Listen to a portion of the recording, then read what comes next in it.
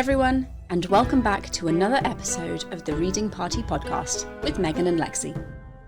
This episode continues our season looking at modern retellings of the Iliad and the Odyssey, ancient epics known for both brutal violence and instances of sexual assault. This episode is not suitable for under 18s. We hope you have your favourite beverage and snack ready to go, because we've got our teas and are ready to start spilling the tea on our latest ancient story.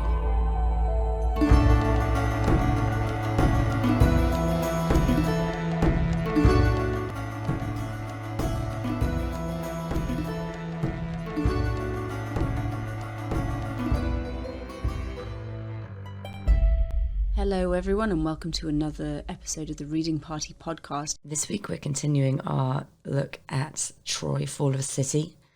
So this is part 2 of 4 maybe, I don't know, I don't remember. But I am joined as always by the wonderful Lexi. What are you drinking? What kind of tea are you drinking? It is just English breakfast tea. It's a beautiful, beautiful early morning breakfast tea. It's essentially what powers my life. I drink far too much of it. I think I drink more tea than water. But what are you drinking? This is a special Mandarin orange peach tea. It's like a green tea, and it's so good. I mean, That sounds incredible. I'm addicted to it. My friends here introduced it to me, and now I'm like, oh, I need this all the time. Yeah, Mandarin orange and peach green tea. That's a lovely mix. Mm-hmm. I don't think I've had Mandarin and peach in the same one. It's yeah, no, it's it just as fruity and delicious as you think it'd be, but also soothing. Perfect. I'm a little jealous. I'm going to have to track some down for myself. Actually, I will admit though that the best tea I've ever had was mango black tea, and it tasted like mangoes. I have some of that actually, and it's amazing. I love it. I have quite an extensive tea collection, and I tend to forget about them because a lot of them are loose leaf teas. So they're packed away to keep them fresh. And then when I want a cup of tea, the black tea, so I have my English breakfast, and then I have red raspberry leaf tea just kind of on the counter. So they're right there, and they tend to be the ones I go for. And then I remember I have all of these other delicious, exciting teas. I should give them some time as well. I know. But no, the mango black was very good. It's always a constant struggle because I'm like, no, the other teas will get jealous. They need their time. But then I'm like, no, but I want to do what's easy. I mean, my friend gave me Turkish tea. And I was like, oh my God, I want it. I was like, I need to drink this. It's so amazing, blah, blah, blah.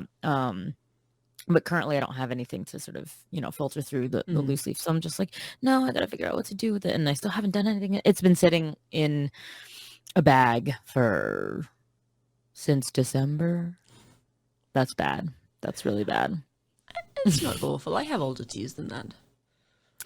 Okay, then I don't feel guilty. No, you're fine. You're fine. And if you don't have a strainer, there's only so much you can do. Exactly. Anyway, so what did you think of the next couple of episodes? Oh, wow. Agamemnon completely goes off the rocker. Everything. So the third episode is Siege. So it opens and the Trojans have been in the city for a year, which is nice. I was wondering how they'd work the timeline, because especially the movie, it all seems to happen within a week. And again, it's a really difficult thing to film a 10-year siege in a movie. No one really wants to watch that. So this seems to be dealing with the time lapse by having it happen off screen, which is nice. So it opens. Priam's beard has got significantly longer. He's still wearing some very Johnny Depp Pirates of the Caribbean inspired black eyeliner, which is, I think, out of all of the costuming in the film, in the series, the eyeliner is the thing that I find most odd. It doesn't, and I don't know about ancient eyeliner in Anatolia.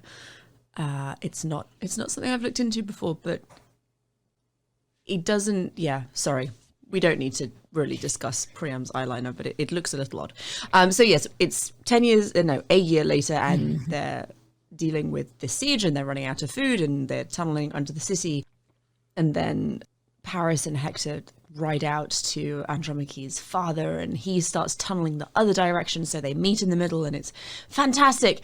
And then the Greeks kill everyone helping them, for reasons I'm sure we'll get to as we keep going. And then episode 4 is... What happens in episode 4? Well, 3 is kind of the table setter Yeah. where you see them hatching the Cilicia plan, and then that's 4 true. is actually the Execution. like the sacking of the city. Yeah, and then you have like the bloody battle scenes, and that's where you actually have the spoils of war, which I was really excited about. You start to divide things, and we meet Briseis. And Briseis is really cool, and Chryseis is, well, Agamemnon goes nuts and sees this priestess that Achilles brings back and is like, essentially, you're not my daughter, but maybe you kind of are. Who knows? And you can absolve me of all of my guilt. And he like grabs her and takes her to his tent and is like talking to her about how he had no choice, and it's super creepy. And then she essentially tells him he's a fucking monster, and she's very glad that he's not her father. And then he proceeds to rape her, which is that was a thing.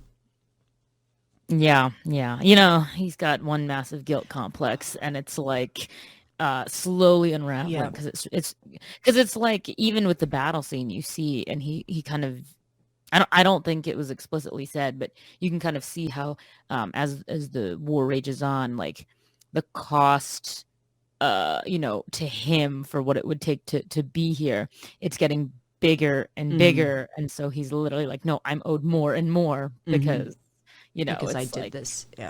Yeah. So it's kind of like, wow, it's kind of building not fantastic. No. And dark. I think generally those two were quite dark episodes. And again, it's about a siege and warfare, and it's not surprising that there are dark episodes, but also that was... They were very well shot, very dramatic, very atmospheric, and it is necessary for the plot and for the story, but graphic. There was a graphic and some unpleasant things in there. Yeah. I mean, we kind of knew from the first episode, like the table setter of like graphically killing your daughter, like slitting her throat. It kind of sets the table, luckily, so you're kind of like, okay, well, they're not hesitating to go there, so we might get more. Right. Yeah. You're not surprised by the level of detail that they include. Definitely not for children 13 and under. Don't watch this with your children. No. It should be at least PG-13, if not rated R. 17 and up, please. Or what is it? For TV shows, it's rated M for mature audiences only. I think mature audiences only is an excellent suggestion for this one. Yeah, the movie, you can... I mean, there's a lot of blood, guts, and gore. But, it's funny, because even seeing the difference in these two adaptations, the movie and the TV show, I was noticing how it's like, this would be definitely rated M for mature, and the movie even would be at least PG-13 for the violence. But I was just thinking to myself, like, it further illustrates this problem I have with, I guess, just American society and violence versus sex, which is like, oh, there's a ton of sex in the show, and so you definitely can't see that, and it's only for adults, and blah, blah, blah. But, so they have to cut it out in the movie, but they're like, oh, no, we can watch people getting killed. Achilles can run someone through with a spear. That's absolutely fine. Exactly. He can just, stab his way, or you can see graphically, like, Patroclus's throat being cut and all this other stuff. But I'm just like, so. Yeah. But nipple is a step too far, Lexi. Oh, the poor children, they're going to be scarred if they see someone's naked body. Oops, I forgot. It's totally unnatural. It's... Well, we kind of live in a country full of prudes. A little bit. Just stray observations. But I did want to highlight, in episode 3, we finally kind of learn the backstory behind. We are introduced to this random character who looks like a farmer, but he has a dog, a really cute dog. And, he has these interactions with this kid, and he's kind of like, "What's your name? What are you doing here?" And he's like, I think his name is Teal'c. I think. Okay, that's what I heard. So we don't really know exactly what he's doing, but we see him pop up through the first 2 episodes, and you're kind of like, okay, cool. He must just be another Trojan farmer. Well, the thing that bothered me about him is that they kept focusing on him.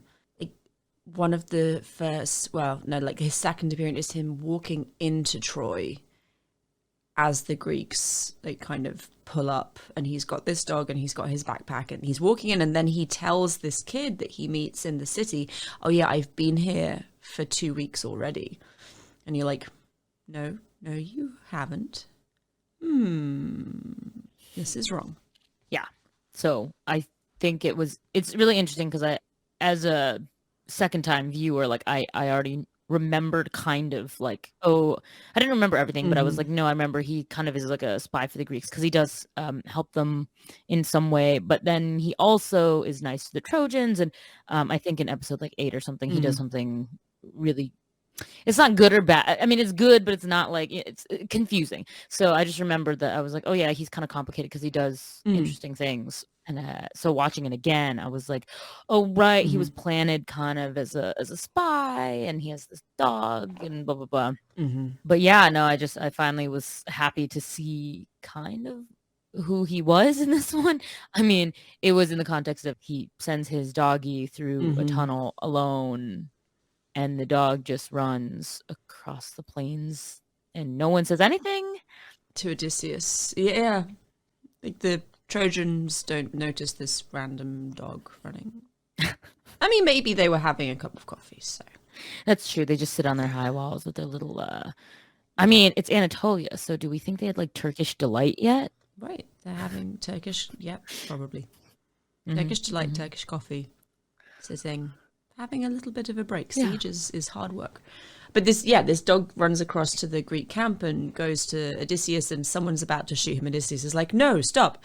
And the soldiers are like, oh, this dog knows you. And Odysseus says he should. He's lived in my house for the past 8 years. And you think, interesting. The plot thickens. And it's essentially a sign from Telamon that, now's the time. And you don't really know what, the time is.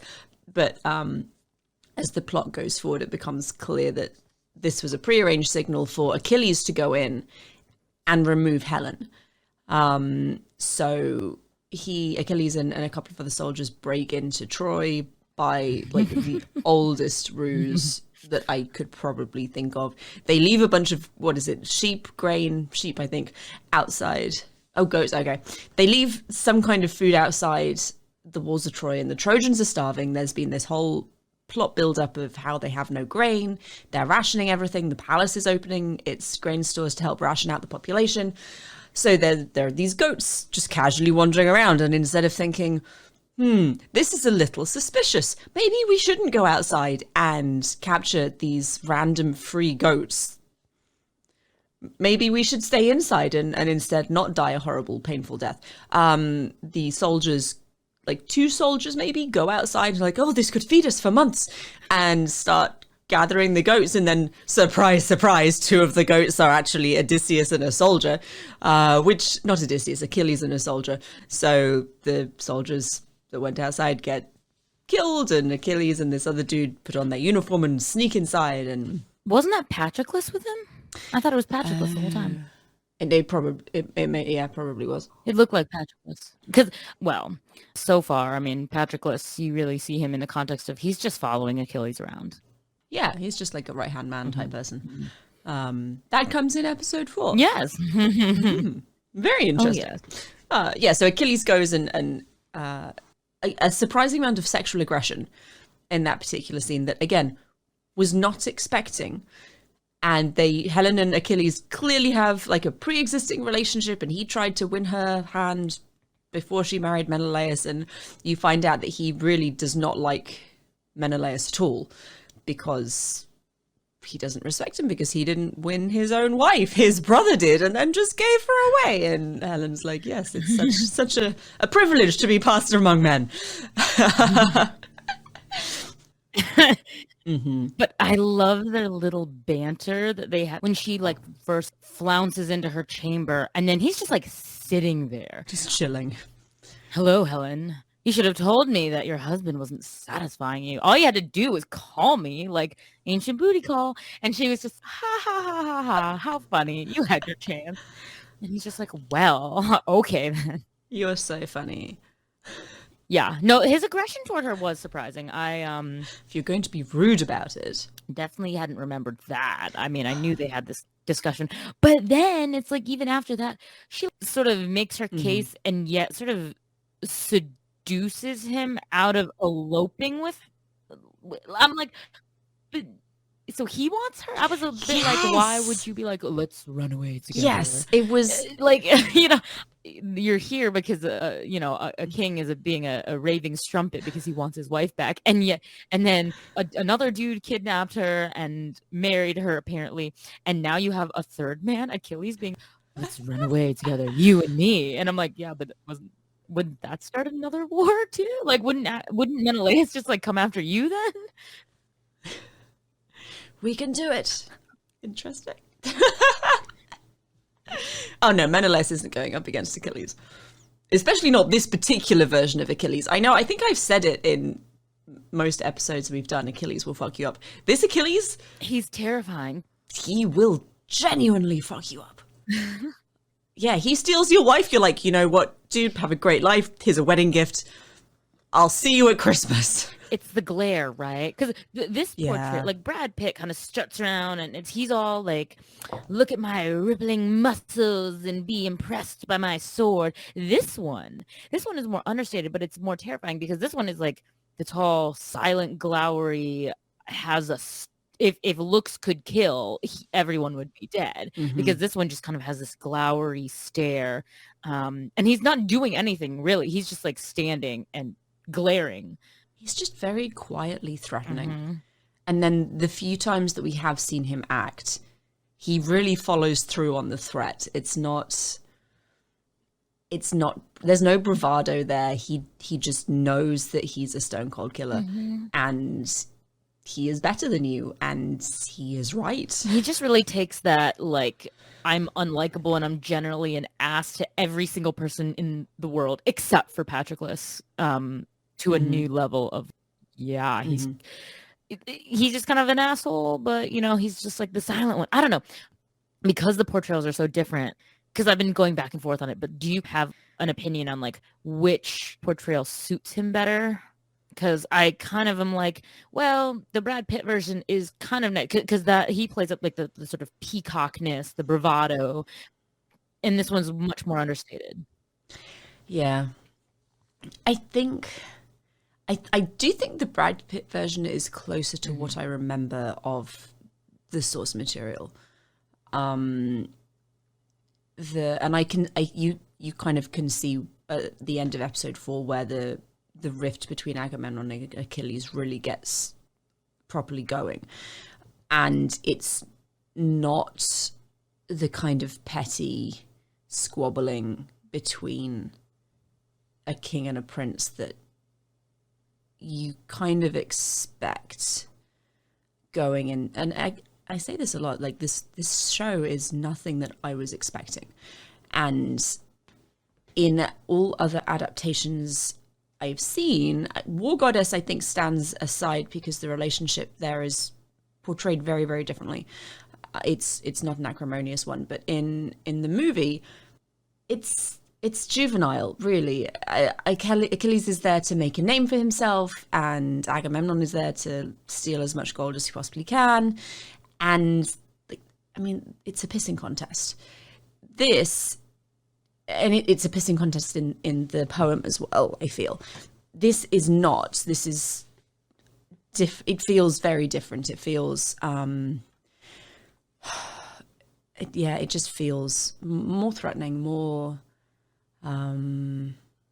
it feels more like Achilles actually has grounds for his response and his reaction, and that is, I think, directly related to how they portray the relationship between Briseis and Achilles and Patroclus, and I think we'll get to that in a couple of minutes.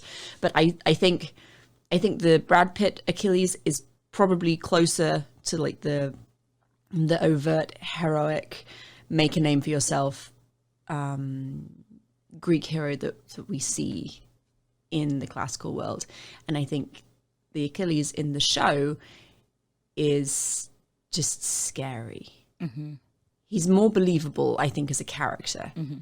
And the way that Helen gets him to go away and essentially says, and it kind of echoes the things that he has previously said to Patroclus, this isn't war.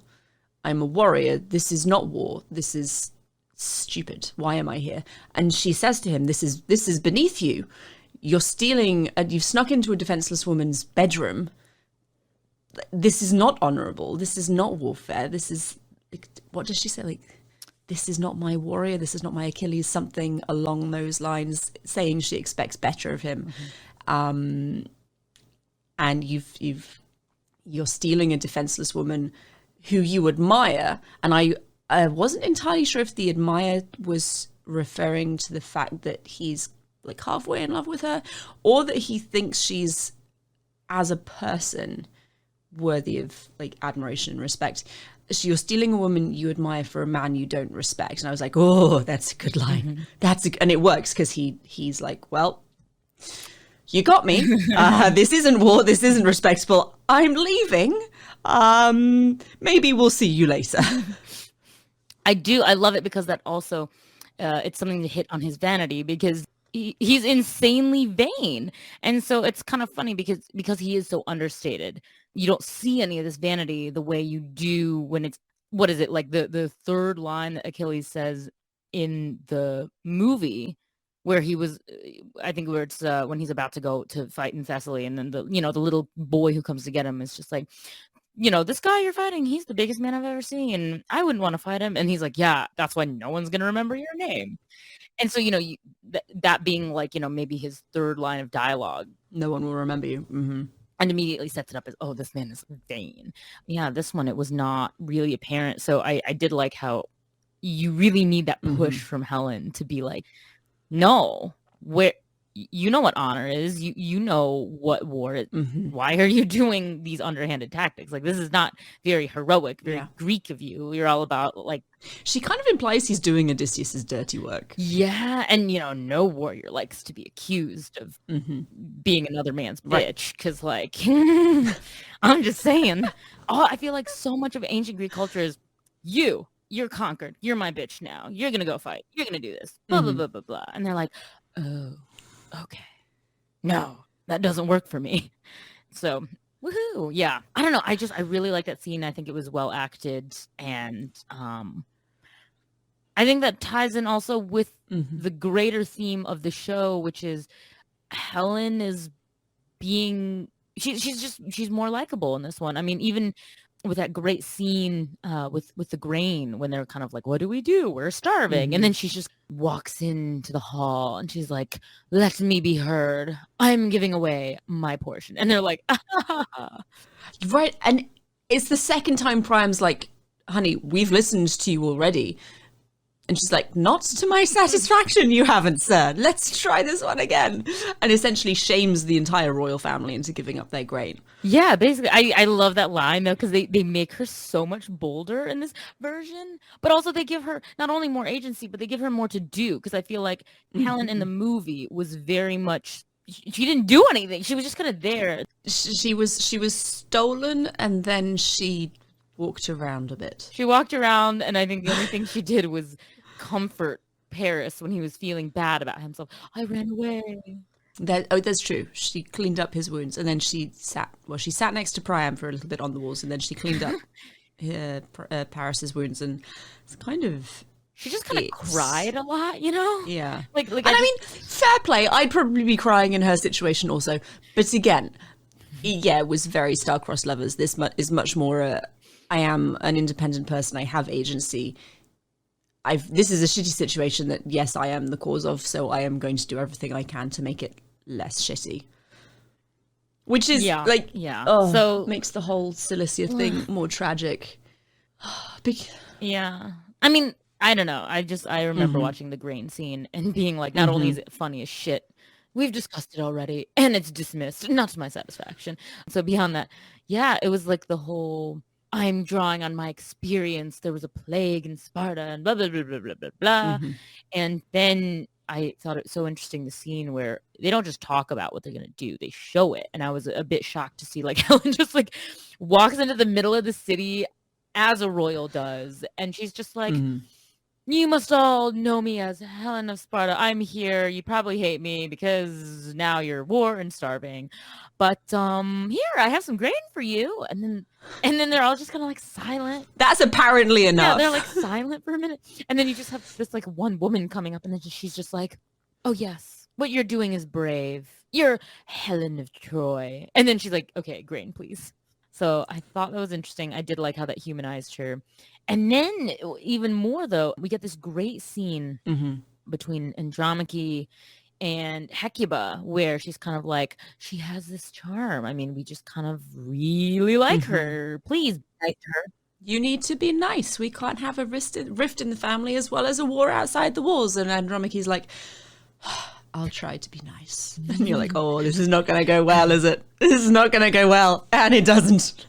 No, I thought it was really interesting. And I really appreciated though how, so they get together for like a tea later. And then Andromache's just, as she's, the original source material doesn't say anything about Andromache having trouble conceiving a child. So I thought it was really interesting that they decided they would make it really hard for her to have a child.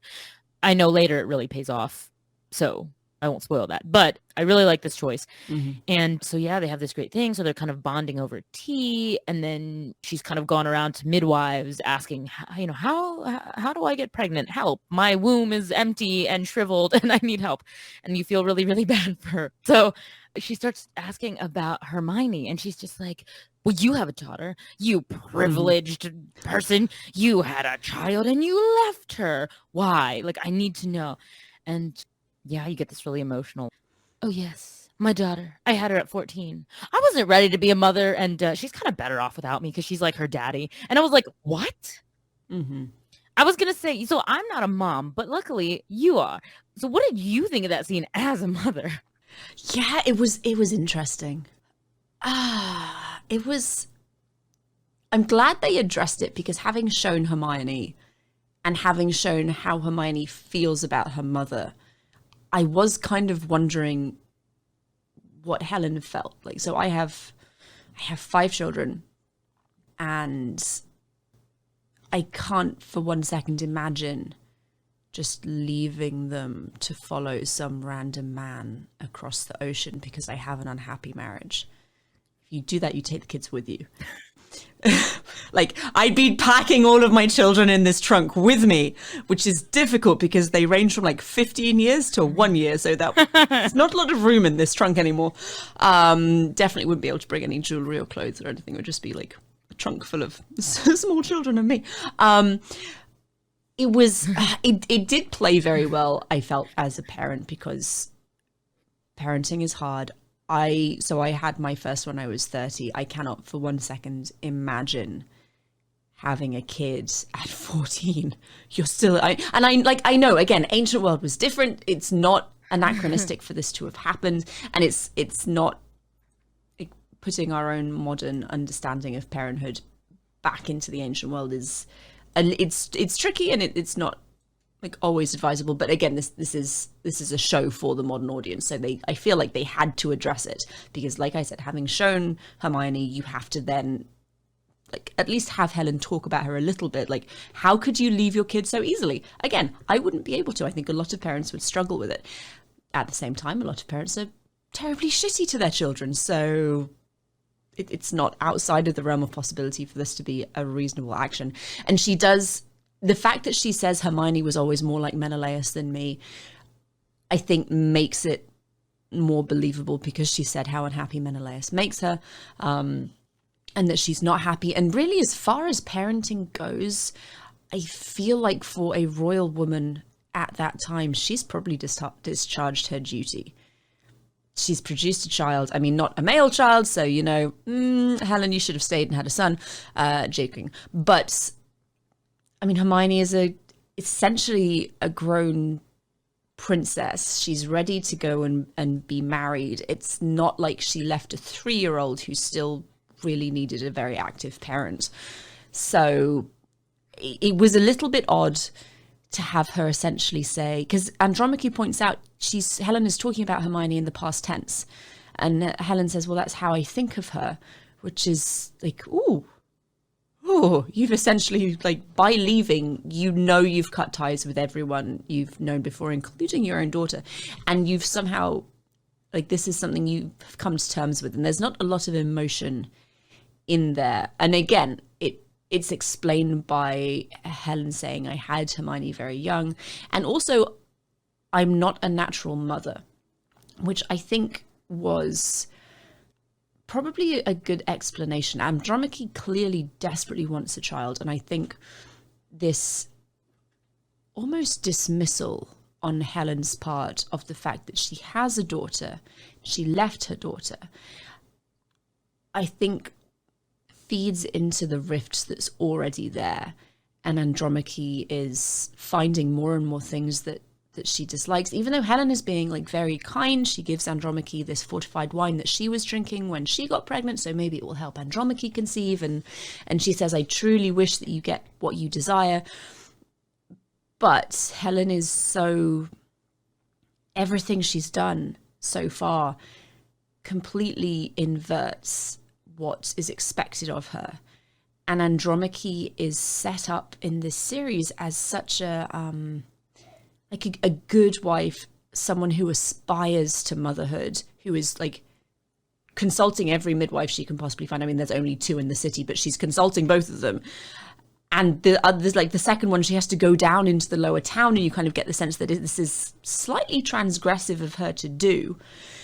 And it's like, it's what she wants. And she says, Helen says in that scene, I've missed the company of women.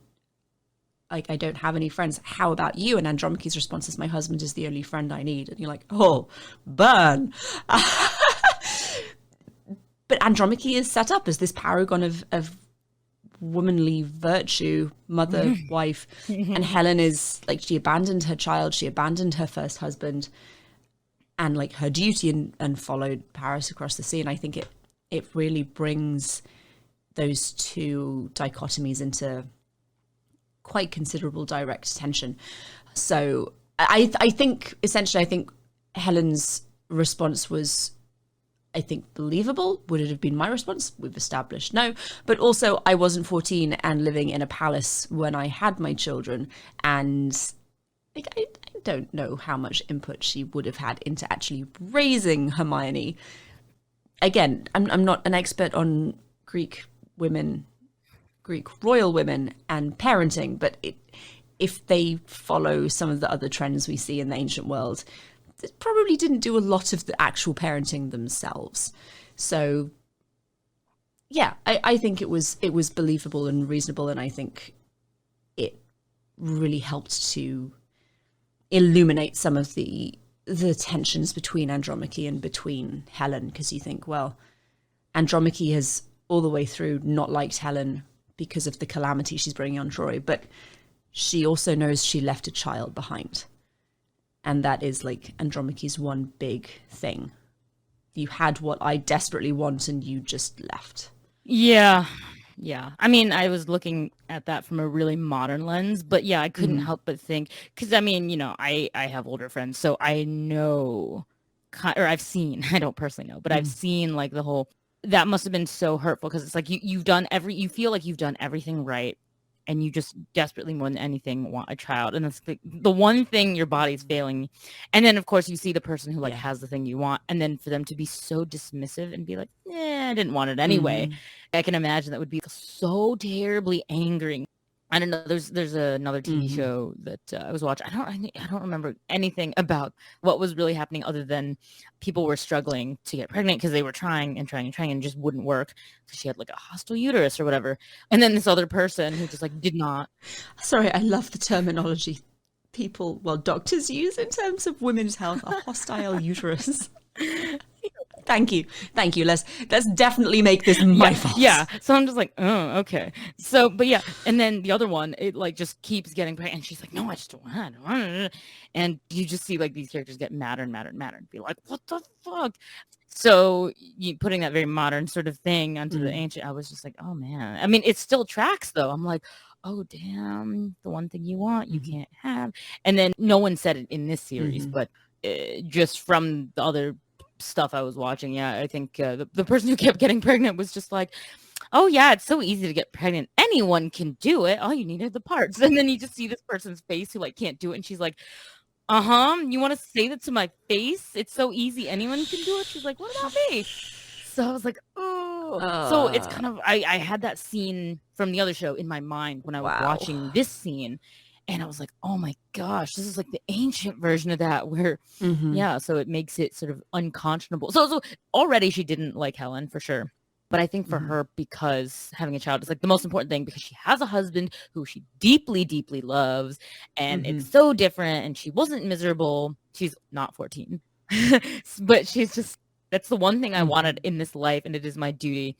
And yeah, just to see someone basically pissing it away, I think she's like, that's the biggest sin you can do as a parent, which is one, leave the kid, and then two, not even like say, oh, I didn't really like her to begin with. Yeah, like to not even miss it. Like I don't know. For me, again, not a parent, but for me, I think I was going into that scene expecting more of like a, yes, I miss her, but at the same time, I was miserable and I really like I thought it was gonna be some sort of like feministic, no, I needed to break free, but no, I still love my daughter. I couldn't survive in this situation. But for her to sort of say that, essentially say, well, them's the breaks. She'll be fine. She'll be better now I'm not there. Yeah, so for her to just be like, she's better off without me, I was kind of struck and I was like, oh my God, what? So that was shock. It was a very I feel like Andromache's story, so I didn't much like Andromache to begin with. She's quite abrasive, as opposed to the movie one, but the movie one literally had like 2 lines. Yeah. She didn't do anything.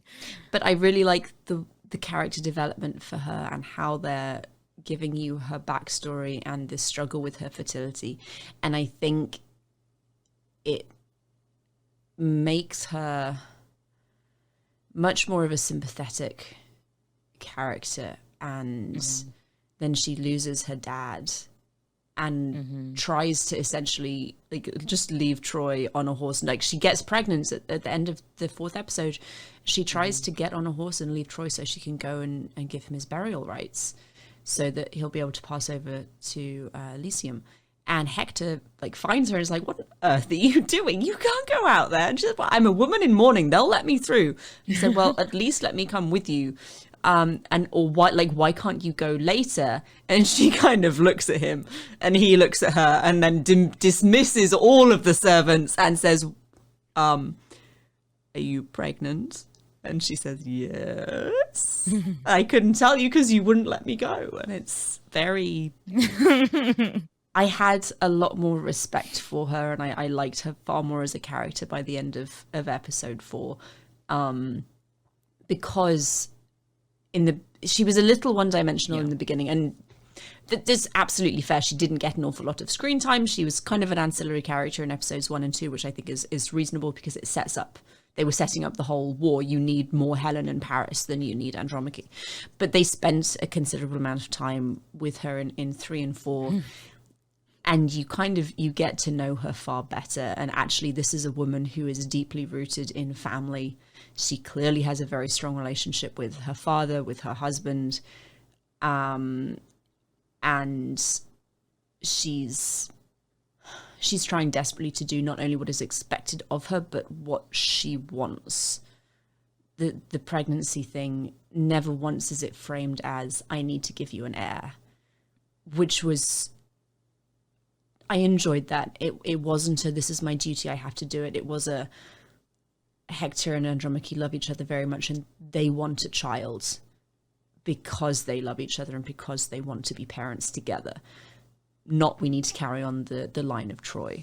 Yeah, they do give all the women more agency, not just like Helen. They do. It's been very refreshing. Hecuba is a fantastic character as well. I love her. I'm like, I do spend a significant amount of time being like, oh, Hecuba did, she's so cool. She did this, or she said this, or she's so nice. Like, she'd be a great mother.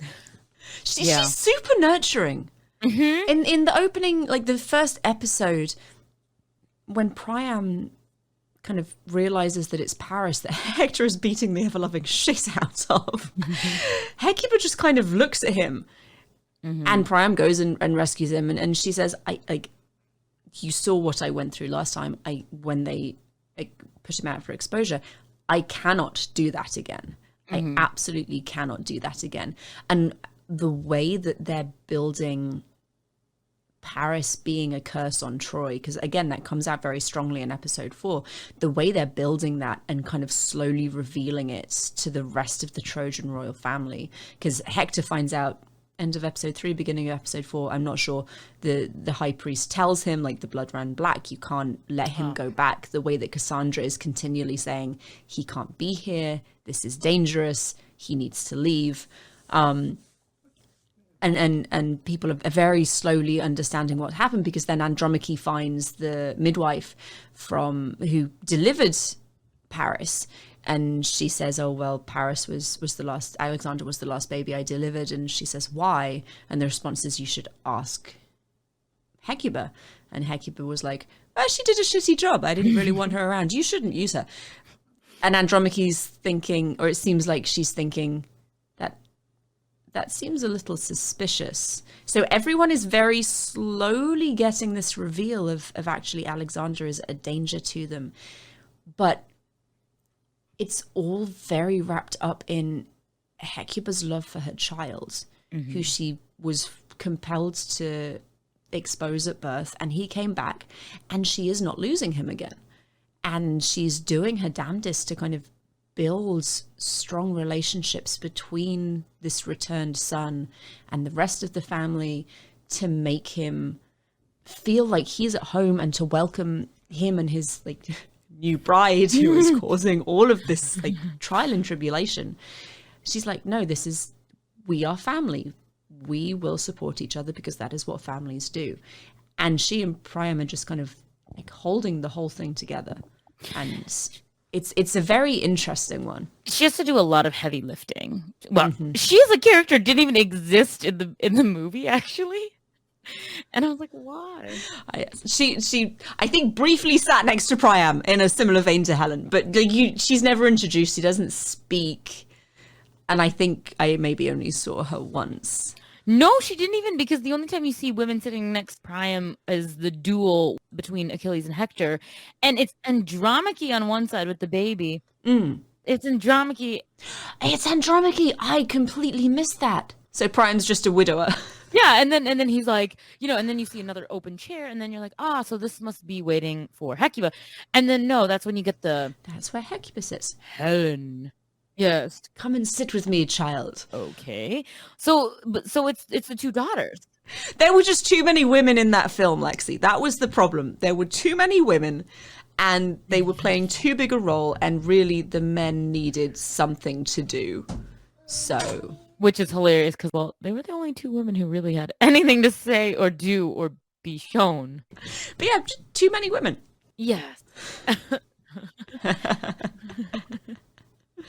Which is funny, because I'm literally like, but they show random women in the city, but I'm like, Briseis, Helen, and Andromache are like the only women in the entire film who are shown. And so that's 3, and yet that's too many. Absolutely. It takes away attention from Achilles. Oh, right. The preening peacock. And then the strumpet kings, of course. I love that, strumpet kings. Can we just make a book called Strumpet Kings? I think so, or at least a t-shirt. I want a t-shirt. But yeah, I don't know. So it's interesting how we really like Hecuba here, and they make a big deal of saying, in Troy, women are equal to men, and we're more egalitarian. Right, and it seems like, she makes half the decisions. Like, Priam never just kind of goes and makes a decision and it's like, this is what I say. It's always like, they're together. So I thought, I thought that was really interesting. So to have her do a lot of the heavy lifting in this series, when she didn't even exist in the other one. It's quite refreshing. Yeah. No, it was good. So we should talk about Patroclus and Achilles, and we should talk about the duel before we wrap this up. So which do you want to start with? Let's do Patroclus and Achilles because, you know, the boys. That was. So they're fighting. There's the plague that sweeps through the Greek camp because, you know, Agamemnon goes, I think falls off the cliff or the Madness Cliffs or something is how one of the soldiers puts it, which I think is quite apt. So he's fallen off the cliffs of madness. He's going completely nuts. And Apollo, which I thought was very subtle, I had to rewind and just watch that little bit again. So there's a very brief scene where the Greek soldiers are sleeping next to the fire, and this man, you see his legs, because the camera's down low looking at the faces of the sleeping Greeks, and this man kind of walks around them, bends down and touches one of the soldiers, and you see his face, and then he stands up and walks on again. And then the next morning, everyone has the plague.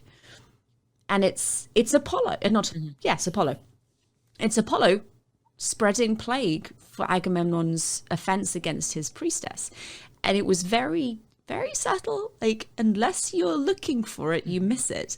And I enjoyed that. That was clever.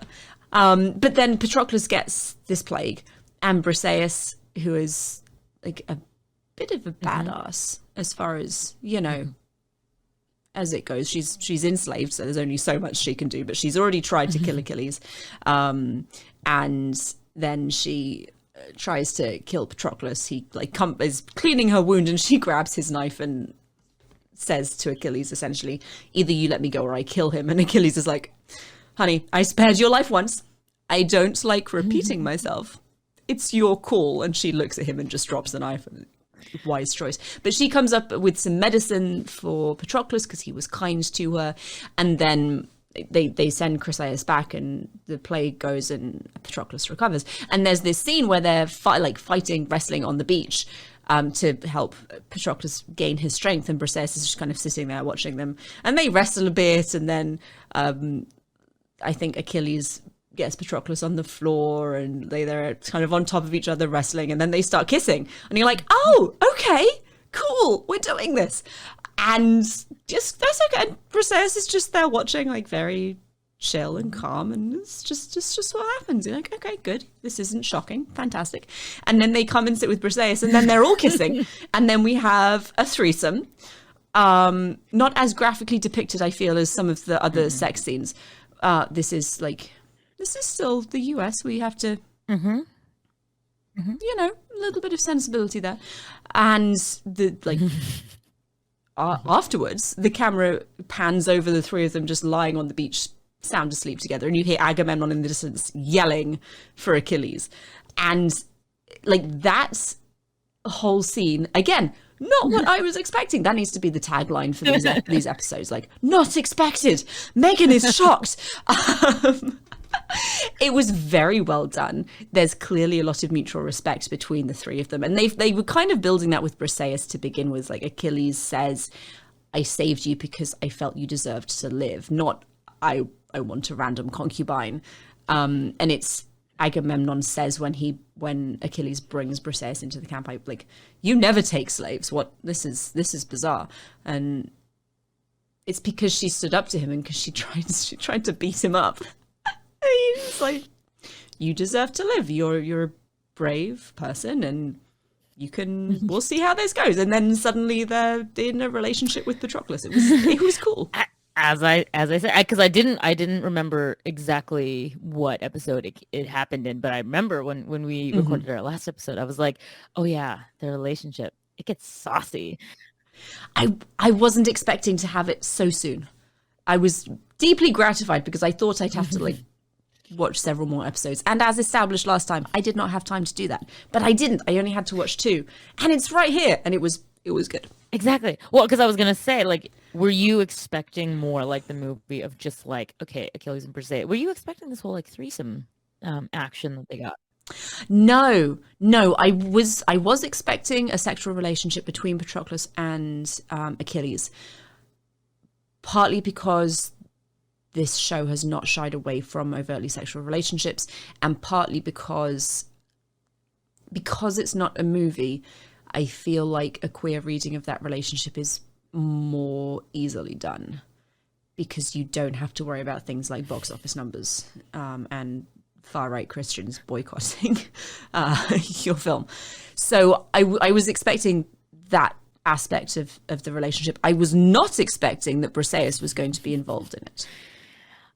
But it was such a welcome surprise because I really liked it. Because, you know, you would think, okay, maybe the two guys, and then on the side, once Briseis comes in, you're like, okay, well, maybe he'll kind of just like shift his attention to her. I'm like, no, it was, oh, you're here, we like you, and come join us. We're going with some ancient Greek polyamory today. Fantastic. And it makes the whole Agamemnon's removal of Briseis to appease his own fucked up honor much more poignant, because with the movie, you know Achilles liked Briseis and he like promised to protect her and all this stuff. So there's a male protective thing going on, and that kind of explains Achilles' reaction to someone that he had literally just met. In the show, she's clearly been there a while, and they've developed this relationship. There seems to be a good deal of mutual respect and affection between Briseis and Patroclus and Briseis and Achilles. And it feels more real when Agamemnon removes Briseis, and Achilles is just like, if you take her, I am not fighting anymore. It's a much more, the reaction is much more in proportion to the relationship. Whereas with the movie, it's, like we said, it's a pissing contest between two men. In the show, this is someone I care for. You can't do this. If you do this, there are going to be severe consequences, because this is an important person in my life. And Agamemnon's like, we don't need you. And then Achilles says, you are nothing without me. Agamemnon leaves, takes Briseis. Achilles goes into his tent, and one of the soldiers standing around just laughs and says, we are fucked. Yes, sir. Yes, you are. Very much so. Yeah. But it's interesting because the scene between Achilles and Agamemnon, when Agamemnon is like, you know, taking Briseis, I found it really interesting because the reaction, I mean, I know he's playing the character in a more muted way, but it's so critical to the original source material, because in the Iliad itself, it clearly describes like the insane rage of Achilles, like just the absolute fury and the insult for stealing his prize. And I felt that they showed a little of it, obviously, in his reaction, but not as much as I feel like would have been warranted. I don't know. Did you feel like it was understated? Yeah. I think the reaction was understated, but also this Achilles doesn't have big reactions. We know how he feels about Patroclus, and then looking back at how Briseis like held a knife to his throat, he just sat there. There wasn't a big explosion. And when I think the most reaction we saw from him was when he stormed into Agamemnon's tent to make him give Chryseis back, and that was literally life or death. Patroclus was dying. You have to give this woman back. And even then, it wasn't loud, it wasn't terribly violent. It was a strong reaction, but it was I think the power in the reaction came from it being a strong reaction from someone who is portrayed as a very quiet, like stoic man. When Briseis is taken, it is a quiet reaction, but I think it's in keeping with the brooding, threatening vibe that Achilles has throughout the rest of the show so far. Okay. Yeah, I mean, I guess it would be out of character after you've spent all this time hyping up or just portraying this version of him. Yeah. I don't know. I guess it works for this adaptation, but yeah, if they wanted to be a little more accurate, I feel, to the original source material, like, yes, he's been understated, but like, to me, this would have been like the time, because there hasn't really been an opportunity yet to really have him explode or be really, furious about something yet. So If you were going to just have him blow up about one big thing, now would have been the time, because Now would be, in the original, like, this was like the biggest insult paid. So It makes me wonder going forward how this particular version of Achilles is going to react to Patroclus's death. Like, is it going to be an explosion, or is it going to be quiet, deadly fury? And I think they could reasonably go either way with it. If I had to put money on it right now, it would be quiet, deadly fury. But it will be interesting to see what happens. well, I do know what happens. And you know, so. I do know what happens. And I'm not going to spoil it for you, but yeah, what I will say is it's terribly impressive to watch. It's very emotional. And I think I watched the entire thing with my mouth hanging open, and no matter how many times I tried to like shut my jaw, it just it wouldn't. Just not happening. No, it wouldn't. And there were some Okay. things, that they added that weren't in the original source material, but I felt that it really added to the scene. So I was like, oh, we're going with it.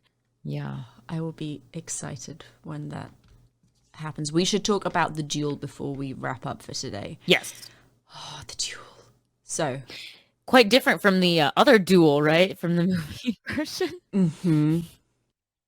very much. So Paris nearly wins at one point. And so before we even get to the actual duel, Helen is very much, you can't do this. Menelaus is not going to challenge you to a duel unless he knows he can win. There is a trick somewhere. I don't know what it is, but there is a trick. And they go ahead with it anyway. Hector says, well, they've given us the freedom really to dictate whatever terms we want, which is, I think, very clever on the part of the Greeks, because they can, like, it puts the Trojans at ease. There's not going to be like any tricks, and it'll be okay. We can like rig this in a way that is most preferential for Alexander. But because of Helen's reaction, I was a little bit like, I can't see what's coming. I don't know how they're going to do it, but something is going to happen that is not going to be good for Alexander. And it's interesting because I was always looking forward to this duel, because obviously, as we know, in source material, Aphrodite is the one who Spirits him away, yeah. she spirits him away and puts him literally in their bed. And I thought it was interesting because, that would be a little hard, even with the inclusion of the gods. That's like a bridge too far. The way they're doing it, yeah, that would be bordering on cheesy. Yes. So I do kind of like how they changed it. And so unlike the movie where he just kind of runs away because he's scared, this one is very much like you still have the goddess like interfering. But in a more like whispery type of Paris, you should run away now. Like Yeah. he's like, oh. It's a prompt rather than a direct action. But I was pleasantly surprised by how Paris did. Like he nearly killed Menelaus at one point, and then Menelaus, we'll talk about how and why, gets the upper hand, and Paris just kind of kneels there, essentially waiting to be executed. Which, he's again great departure from the movie. And I think very much in keeping with the character of Paris that we're being presented with throughout the TV show. He's trying. He knows he's fucked up and he's trying. And then he's kneeling there, Menelaus' sword on his neck, and then you see Aphrodite and she whispers, run, and he just gets up and books it. So... The only thing I was really thinking, though, also was like, even after... So once he starts running, I was sitting there like, why aren't you chasing him? You have chariots. You can do it! They're right there. Yeah. Like, he's booking it, but I'm like, you're faster. Just go. I mean, that was the theme. I think the theme of these two episodes together for me was everyone says Paris is bad for Troy, and you have a billion chances to, like, kill him. Why don't you kill him? So in this one, it's like they have chariots. They could easily chase him, but they don't. And I'm like, what? Okay. In episode 3, when Hector finds out from the priest, he's like, don't let him return. It's doom, the black blood from the pigeons. And then you have that great scene where he kind of sneaks up behind Paris and you're not sure if it's real or not, but he has the knife. And then all you see is benevolent Zeus just kind of like staring at this interaction. And then he's like, oh, maybe I should. And then, you know, and then you're not sure if it's like real or not. So I don't know. I feel like I spent a lot of these episodes being like, why don't someone just do us a favor and kill him already? Yes. It would solve a lot of problems, I think. But during the duel, we find out what Menelaus' trick is, and it's the high priest who like did the whole pigeon thing, found that the blood ran black, and he tells Hector previously when they're in Cilicia, every day since Paris has returned, every pigeon I have sacrificed, the blood has run black. This is a problem. Someone needs to do something. I am not allowed to. I have been banished. Maybe you can do something because you're a prince. And he doesn't do anything.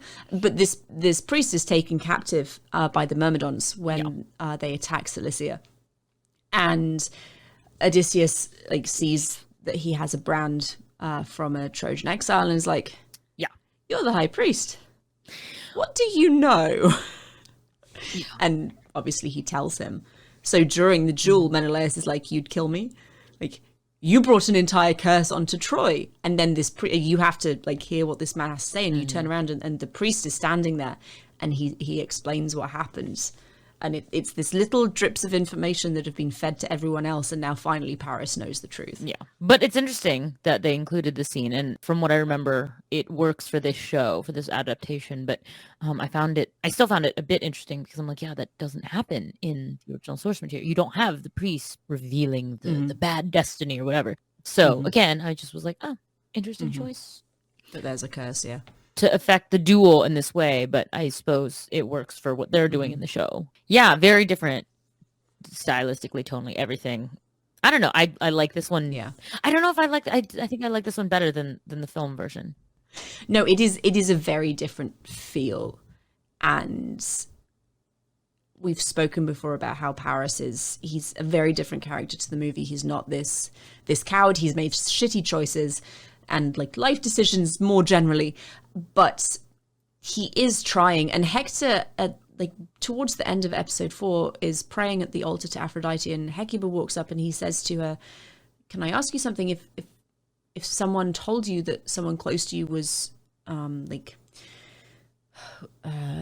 bringing disaster or something, like is a bad presence, what would you do? And she clearly knows what he's talking about, but isn't going to say that she does. Her response is, well, is this person evil or bad? And he says, you've only really ever seen them try to do what's right.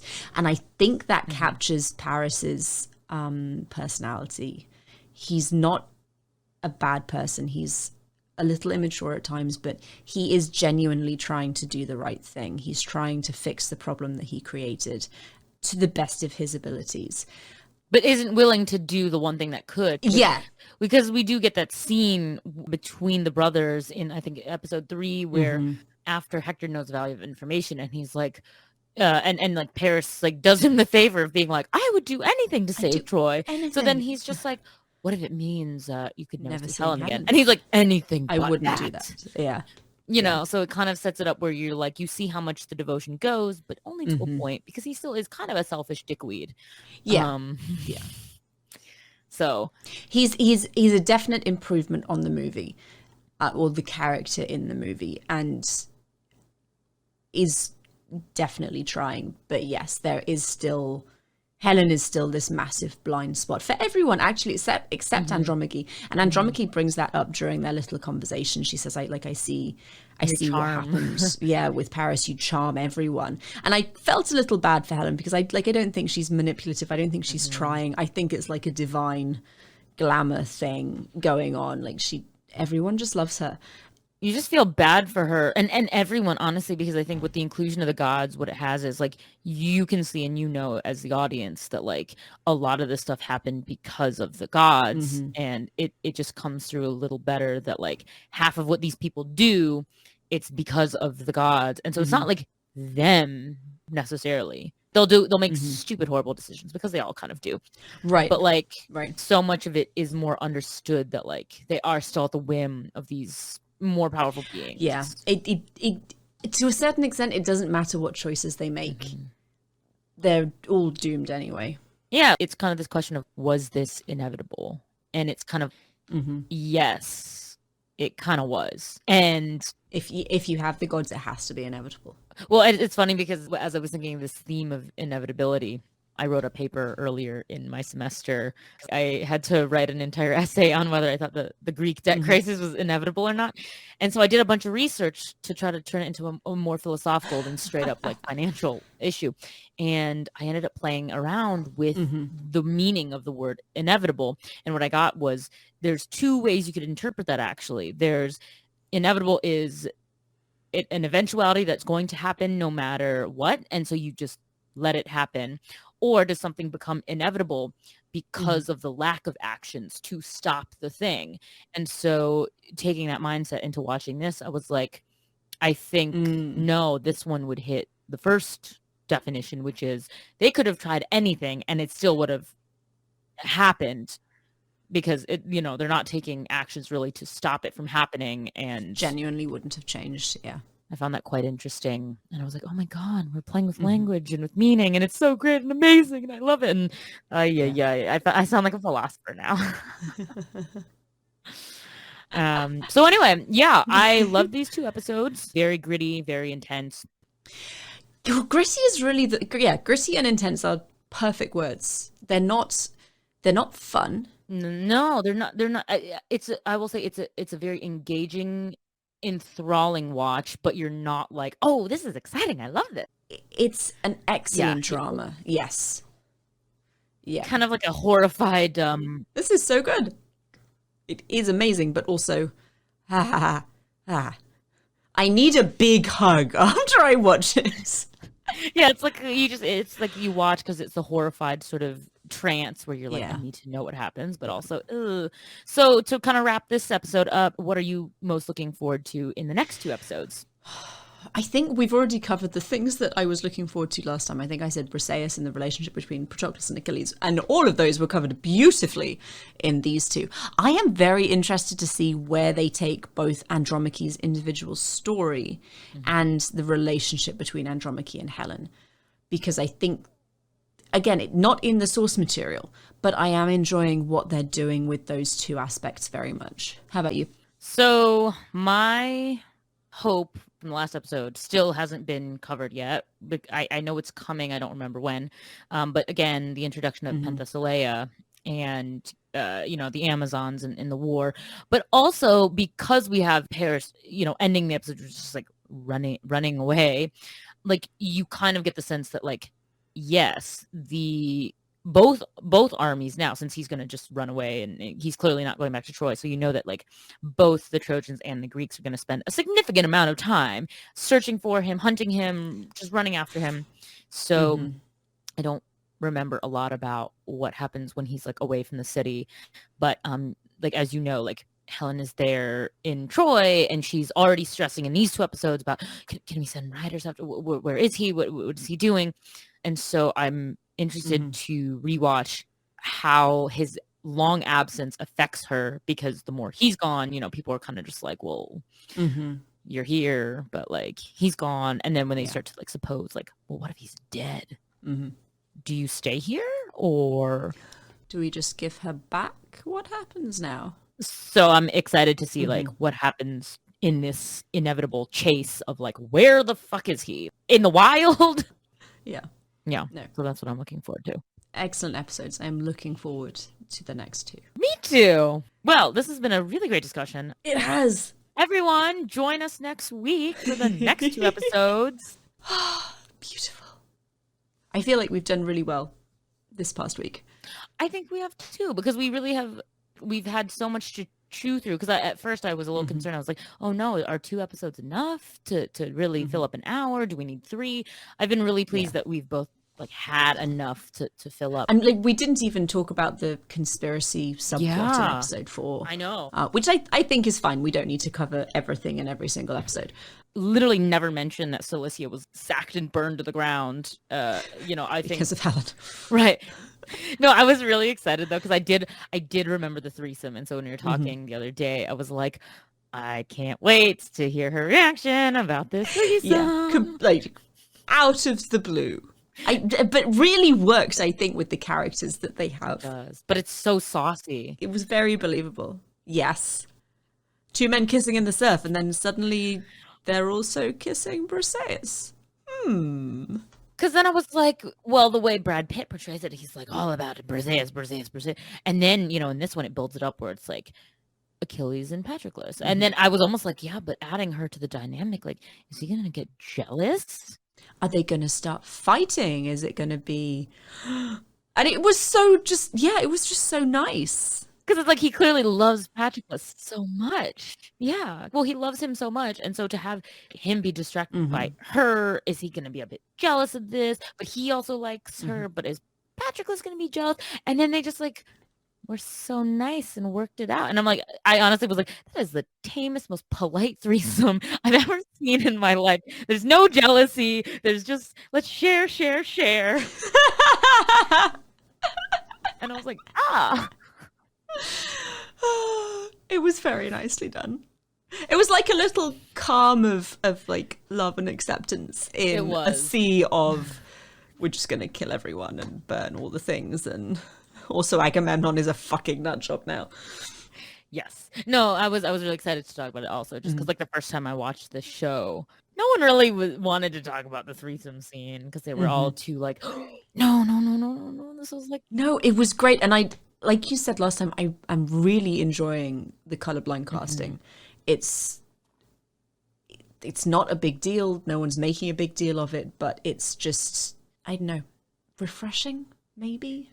it is refreshing because remember there was Martin Bernal's Black Athena book published, and like everyone was so fucking pissed about it.